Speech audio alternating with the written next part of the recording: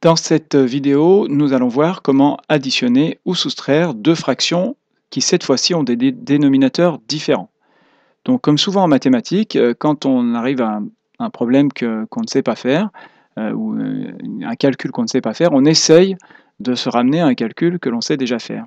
Et donc c'est le principe de la règle que l'on va voir maintenant, qui est dans votre cours, c'est que pour additionner, et donc pour soustraire, ça sera la même règle, pour additionner deux fractions qui n'auraient pas le même dénominateur, eh bien on va essayer de se débrouiller pour les écrire avec le même dénominateur. Donc on va essayer de les écrire au même dénominateur. On dit dans ces cas-là qu'on réduit les fractions au même dénominateur. Alors, prenons un exemple. Si on vous demande d'additionner 5 quarts avec la fraction 7 douzièmes. On remarque que les deux fractions n'ont pas le même dénominateur, puisque ici c'est 4 et sur la deuxième c'est 12.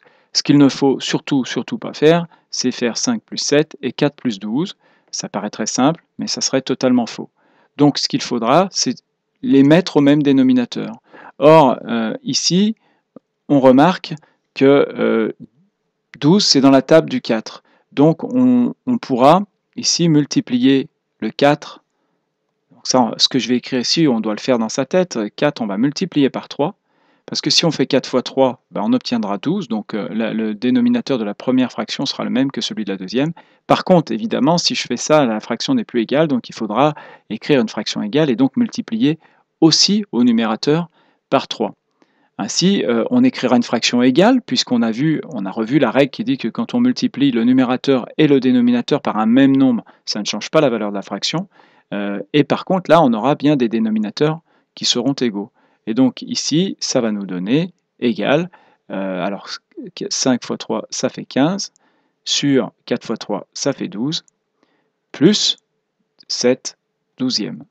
Ainsi, je me ramène au cas précédent, c'est-à-dire à deux fractions qui ont le même dénominateur.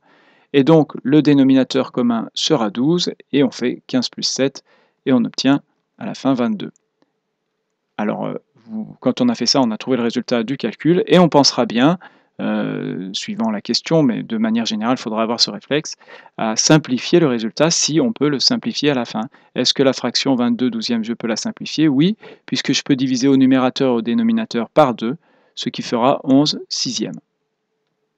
Alors, comme je l'ai, une petite remarque, ce calcul, vous pouvez le faire avec la calculatrice, hein. Donc, en tapant 5 quarts plus 7 douzièmes, en utilisant les touches fractions de la calculatrice, on obtient le résultat. Donc, vous pouvez utiliser la calculatrice pour vérifier. En revanche, il faut savoir le faire sans la calculatrice. Et donc, en contrôle, vous aurez à faire des calculs comme ceci sans la calculatrice. Un deuxième exemple, par exemple avec une soustraction, si on vous demande de faire 7 huitièmes, et un petit peu plus difficile, 7 huitièmes moins 1 douzième. Alors, c'est une soustraction, donc au lieu d'additionner, il faudra soustraire. Par contre, c'est un petit peu plus difficile, puisque là, on ne peut pas directement obtenir les dénominateurs égaux, simplement en multipliant 8 par un nombre. Alors, si on n'est pas trop mauvais en calcul mental, on peut remarquer que en multipliant ici le dénominateur par 8 fois 1,5, pardon, fois 1,5, ça fait 12, et donc on peut multiplier aussi ici par 1,5. Alors d'abord, il ne faut pas être trop mauvais en calcul mental.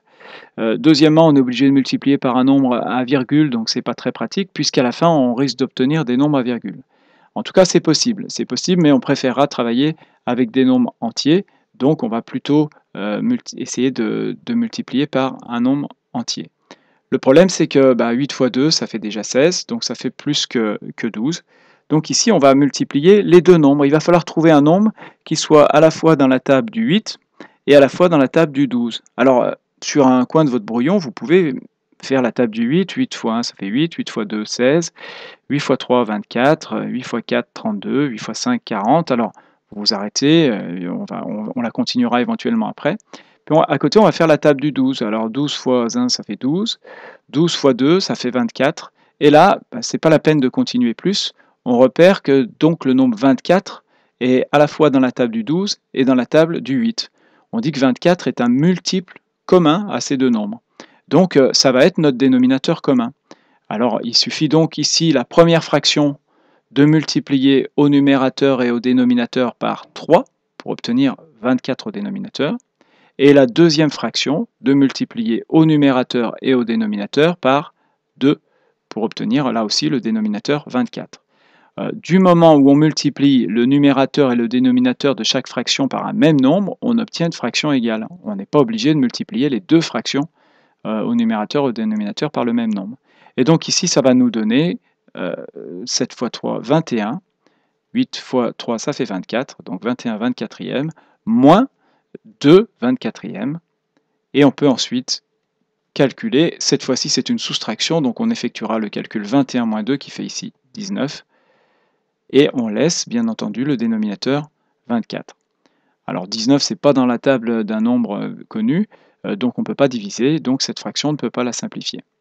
Donc voilà deux exemples de calcul et de mise au même dénominateur. Je vous propose un troisième exemple, donc qui va être ici moins 4 neuvièmes, avec des nombres négatifs, moins 4 neuvièmes,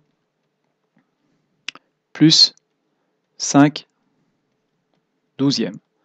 Alors je vous suggère de faire une pause sur la vidéo, d'essayer de faire ce calcul chez vous sur un brouillon, et ensuite de vérifier avec la réponse que je vais donner.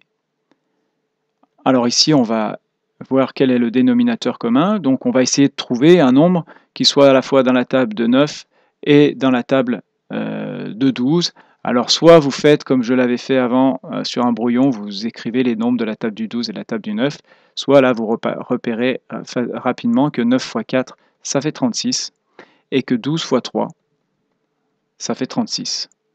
Et du coup, le dénominateur commun, ça va être 36. Et du coup, on va mettre ces deux fractions sur 36. Donc, multiplier la première fraction au numérateur et au dénominateur par 4. Alors, moins 4 fois 4, ça fait moins 16. Et multiplier la deuxième fraction au numérateur et au dénominateur par 3. 5 fois 3, ça fait 15. Et dans les deux cas, c'est sur 36. Et moins 16 plus 15, ça fait moins 1 sur 36. Voilà.